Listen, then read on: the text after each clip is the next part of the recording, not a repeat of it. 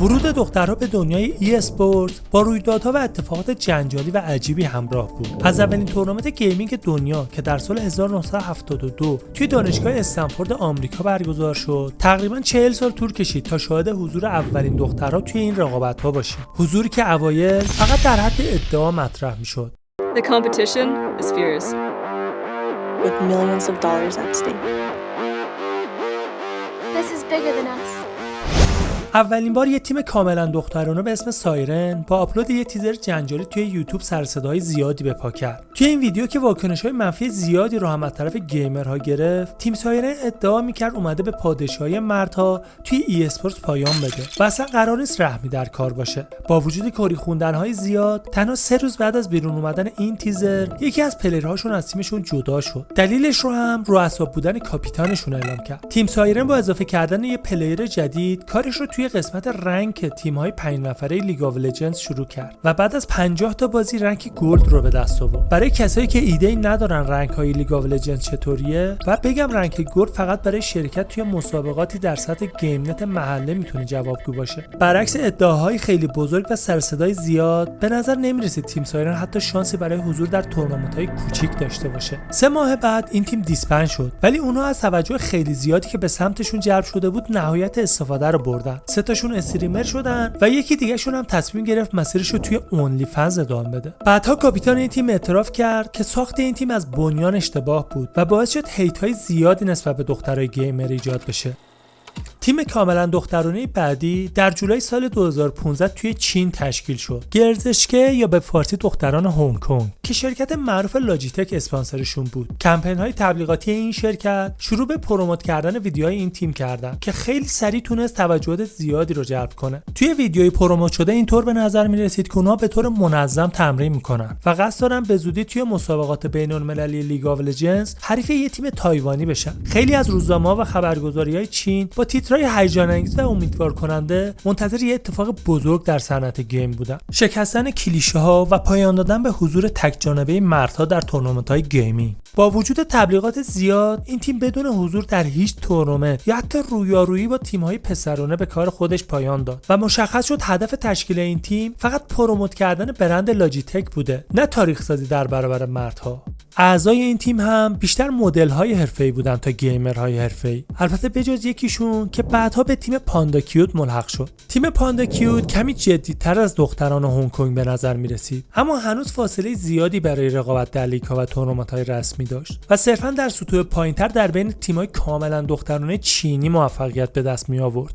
اما بالاخره توی سال 2016 رمیلیا به عنوان اولین پلیر حرفه‌ای دختر و اولین پلیر ترنس موفق شد توی تورنمنت رسمی لیگ آف لجندز در آمریکا حضور پیدا کنه. سطح رمی واقعا در حد و اندازه‌های یه پلیر حرفه‌ای بود، ولی بعد از سپری کردن 1/3 از فصل به طور ناگهانی شرکت در مسابقات را ادامه نداد. اون زمان رمی بیان کرد که به خاطر مشکلات شخصی و فشار بالای مسابقات تصمیم گرفته به خودش استراحت بده، ولی بعدها توی چند رشته توییت توضیح داد یه عمل ناموفق منجر به آسیب دیدن بدنش شده و باعث می شده توی مسابقات عذاب زیادی را متحمل بشه. علاوه بر اینها به شدت مورد آزار و اذیت آنلاین هم قرار داشته. متاسفانه رمی توی سال 2019 توی سن 24 سالگی هنگام خواب فوت شد. اما بریم به سال 2018، جایی که برای اولین بار پای یه تیم کاملا دخترونه به لیگ رسمی لیگ آف لجندز روسیه باز شد. اینها از کجا و چجوری موفق شده بودن خودشون رو به این سطح بالا از مسابقات برسونن؟ داستان از این قرار بود: تیم پسرونه ووکتیز ای اسپورتس که تونسته بود مجوز حضور در رقابت‌های رسمی LCS روسیه رو دریافت کنه، دچار تغییراتی شد. اونها مشکلاتی داشتن که از پس هزینه‌های تیم پروفشنالشون بر نمی‌اومدن. پس تصمیم گرفتن پلیرهاشون اخراج کنن و امتیاز حضور توی این مسابقات رو به تیم دیگه‌ای بفروشن، که البته هیچ کسی حاضر به خرید نشد. با توجه به اینکه مسابقات داشت شروع می‌شد و این تیم هم هیچ پلیر حرفه‌ای نداشت، این سازمان یه تصمیم عجیب گرفت و این 5 تا دختر رو به عنوان روستر اصلی تیمشون معرفی و راهی مسابقات کرد. با وجود اینکه در حقیقت شرایط برای این تیم واقعا ترسناک بود، افراد زیادی این اتفاق رو یه فرصت بزرگ برای دخترها می‌دونستند که بتونن در بالاترین سطح لیگ آف لجندز رقابت کنن و خودشون رو به دنیا ثابت کنن، اتفاقی که البته هیچ موقع نیفتاد. اونها از 14 تا بازی فصل اولشون 14 تا باخت به دست آوردن که البته خیلی از این باخت‌ها معمولی نبودن. وضعیت اونقدری بد بود که اونا توی مسابقه 11مشون برای اولین بار موفق شدن یکی از تاورهای حریفشون رو نابود کنن. همچنین رکورد سریع‌ترین باخت مسابقات لیگ آف لجندز رو تنها توی 13 دقیقه به نام خودشون ثبت کردن و توی یه بازی دیگه توی 30 دقیقه 52-2 شکست خوردن. این نتایج واقعا خجالت‌آور بودن. عملکرد به شدت ضعیف این تیم نه تنها توی روسیه بلکه توی کل کامیونیتی لیگ آف لجندز وایرال شد. عملاً به ازای هر مسابقه‌ای که این تیم برگزار می‌کرد، یه ترند جدید توی ردیت باز می‌شد و کاربرها شروع به مسخره کردن و جوک ساختن می‌کردن. ولی تمامی این موضوعات باعث نشد که ووکتیز برای فصل بعد تغییری توی پلیرهاش ایجاد کنه. انگار اونا از اینکه تیمشون به خاطر باخت‌های متوالیشون شهرت جهانی کسب کرده بود خیلی هم ناراضی نبودن. توی فصل بعدی این تیم با 14 تا بازی و 14 تا باخت دیگه به مسیرش ادامه داد تا اینکه در نهایت به خاطر عملکرد ضعیف توسط لیگ آف لجندز از مسابقات کنار گذاشته شد. دختر بعدی که سر از رقابت‌های رسمی گیمینگ در آورد کسی نبود جز کیم سیئون، ملقب به کگری اصالتاً اهل کره جنوبی بود. اون به حدی سرعت موسش بالا بود و نشونه‌گیری دقیقی داشت که توی تورنمنت انتخابی نکسوس کاپ کره از طرف 2 تا از پلیرهای تیم رقیب به داشتن چیت متهم شد. اونها مدعی بودن این حرکات موس اصلاً طبیعی نیست و به حدی مطمئن بودن که اعلام کردن که اگه ثابت بشه کیم از چیت استفاده نمی‌کنه، حاضرن اوورواچ رو برای همیشه کنار بذارن.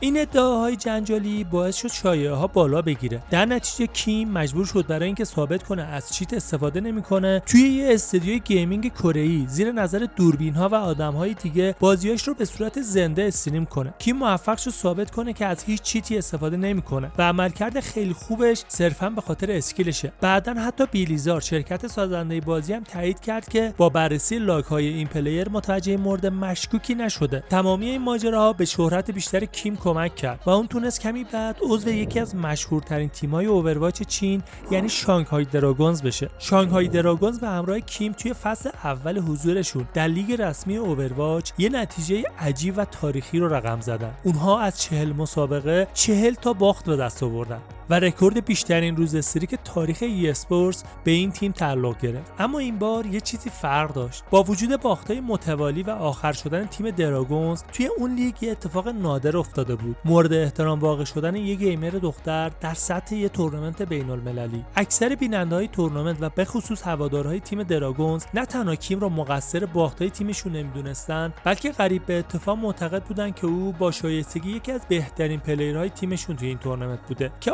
هم همین موضوع رو ثابت می‌کرد. کیم 2 سال بعد رو هم در کنار این تیم سپری کرد و تونست تورنمنت‌های مختلفی رو به همراه شانگهای دراگونز ببره. هرچند با اضافه شدن پلیرهای جدیدتر توی لیگ‌های بین‌المللی بازی‌های کمتری به کیم می‌رسید، ولی توی سطح مسابقات داخلی چین همچنان عملکرد فوق‌العاده‌ای داشت و تبدیل به اولین دختری شد که با شایستگی تمام تونسته بود پا توی لیگ‌هایی بذاره که تا قبل از اون هیچ دختری نتونسته بود. بعدها مجله تایم نیویورک از کگری اینطوری یاد کرد: پیشگامان نسل آینده.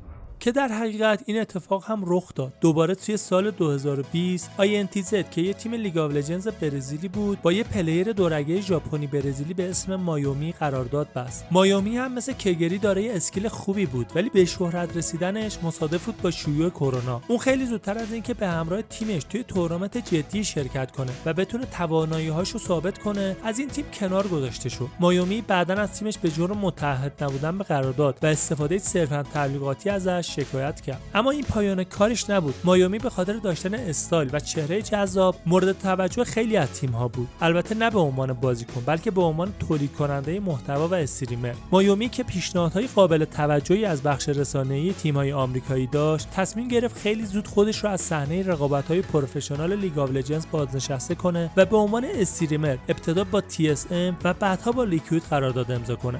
با وجود گذشت دهه‌ها و رشد صنعت گیمینگ از هر نظر، حضور انگشت شمار دختران گیمر در مسابقات رسمی ای اسپورتس باعث شد در ادامه بسیاری از شرکت‌های بازیسازی بزرگ برای حمایت از دخترها به فکر تأسیس لیگ‌های رسمی کاملا دخترانه بیفتند تا بتونن پای دخترای بیشتری رو به صحنه رقابت‌های ای اسپورتس باز کنن.